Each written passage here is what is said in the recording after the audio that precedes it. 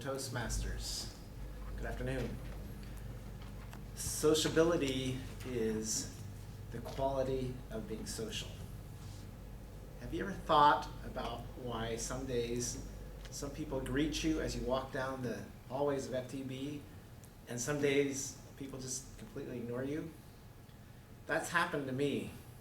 So being an analyst, I took it upon myself to do a little experimentation. When I first started working here, I took it upon myself to see how many people I can meet.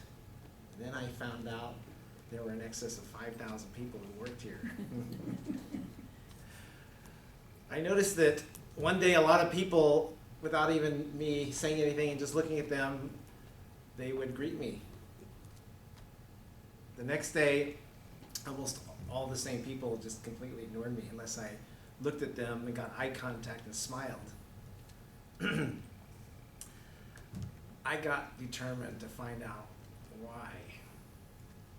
You know, we sort of have a dress code here at FTB, at least in my area. If you wear a tie and a nice shirt and slacks and black shoes, that means you're going for an interview. The only other people who wear ties are the managers. I believed that was the reason why people greeted me. It's because of my clothes. So this is what I did. Once I started my new job, I wore my slacks, tie, and black shoes for 1 week. I found out that 9 out of 10 people greeted me. So for 1 week, when I wore my tie, my slacks, and my black shoes, the results were that 9 out of 10 people greeted me. Then I did a little testing after that. I wore slacks, a polo shirt, running shoes, slacks, button-up shirt with a collar and running shoes, slacks, button-up shirt with a collar, tie and running shoes, slacks, button-up shirt with a collar, tie and black dress-up shoes, jeans, a Hawaiian shirt, and running shoes. Lots of combination. When I was wearing just the polo shirt, it didn't matter what else I was wearing, less than 1 in 5 greeted me. I tried it again the next day, and when I greeted the person, 9 out of 10 people greeted me. Some people just ignored me. I tried not wearing a tie, but with everything else, and about 3 out of 5 greeted me, and 9 out of 10 greeted me when I was looking at them, got eye contact, and I greeted the person first. Some things didn't matter, like walking fast, or real slow, carrying a pad, or a folder or umbrella. The big difference was looking like a manager and wearing the shirt, the tie, the slacks, and the black shoes. I came to the conclusion if I wanted people to voluntarily greet me, I had to look like a manager. So I would like to invite some questions from the audience. Anybody have any questions? Why would you want somebody to greet you all the time? I mean, don't you spend your whole walk time saying hello? Sometimes my mind's on other things, and I'm just walking, and sometimes people that I know, they'll call my name, or they'll hit my shoulder, or they'll stop in front of me, so the only thing I can do is run into them, and they say, "Good morning," you know. Some people who I see almost every morning will almost do the same thing. If my mind's not on things and I'm just walking. So the reason why I like to greet people is to practice being sociable. And the other thing is to try and get to know people. Some people will actually stop and we'll talk a little and get to know them. So that was the main reason, was to get to know people. Janet? Do you think that your age had any impact on do you think it might have been different if you had been younger or older than you are now? Or do you think that that's pretty much the way it is? Well, you know, talking about age, when the first time I had my interview and I came with my tie, I didn't have my beard. And I got the same results. And later on, the last interview I had a full beard, and I got the same results. 9 out of 10 people just greeted me. So it had to be the tie, the shirt, the slacks, and the black shoes, looking like a manager. Didn't matter how old or young I was.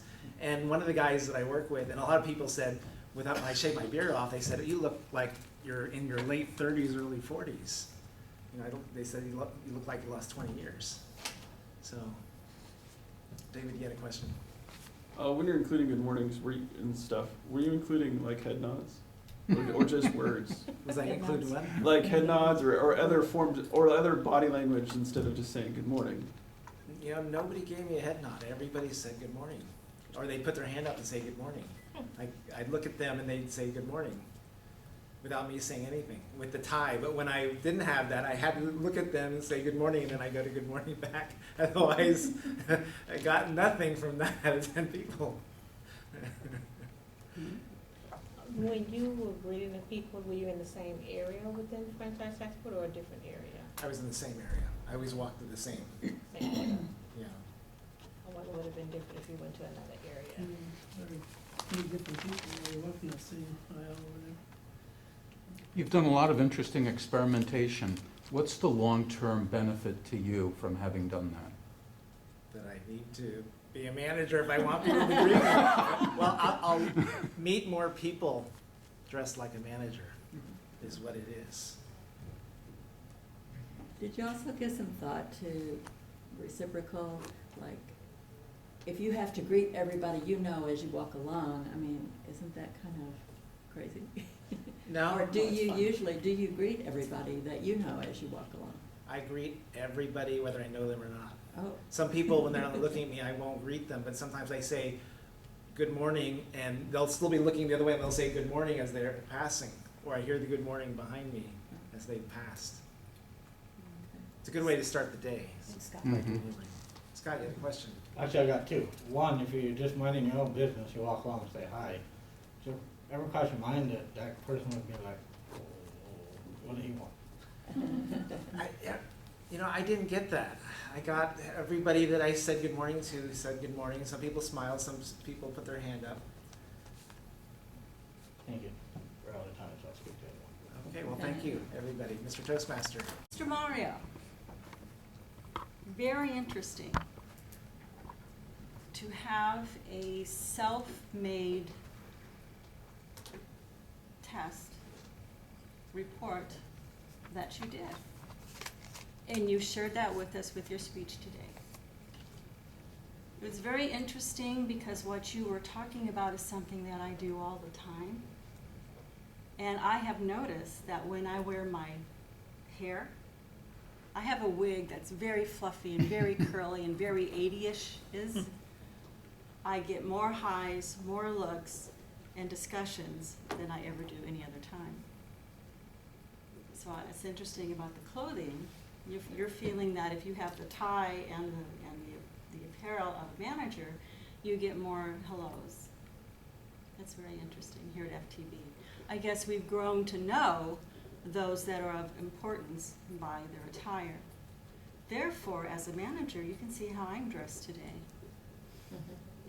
I'm a little different manager. I really don't care about how I impress or depress people. But that's another subject. Get back to Mario. Mario, I noticed when you were at the lectern, you were like this often. And so when you do that, it makes me feel like you're using it as a crutch. And you know better, because you've been speech making now for a long time. You should have pushed it out of the way and be free. You were using notes. You're way beyond notes now. So you're using the notes as a crutch as well. Because what you did with the experimentation of this report, the self-made report, it's here. Because you were experimenting all the time. It really isn't on paper. You didn't need to look at that. Maybe if you would have brought some examples of that clothing, the Hawaiian shirt and slacks with the tennis shoes, or the button-down polo with the, anyway, you get the picture. It would have been fun, especially if you had one outfit, then you would have moved one and put another one in, and it would have been kind of fun, kind of like paper dolls and stuff like that. So that really would have been I can't say it, a strill example of what you were talking about. So that would have been fun. Vocal variety, it was pretty monotone today. And I feel that the question and answer period, you did extremely well. Because there was no question that stumped you. You were prepared, you had the information, and you responded very quickly, so that was very good. You were supposed to wrap up your speech, which I think you could have done a little better, because you basically you didn't say thank you, but you acknowledged the Toastmaster and walked away. You could have done a 30-second wrap-up about your speech and the questions and moved on.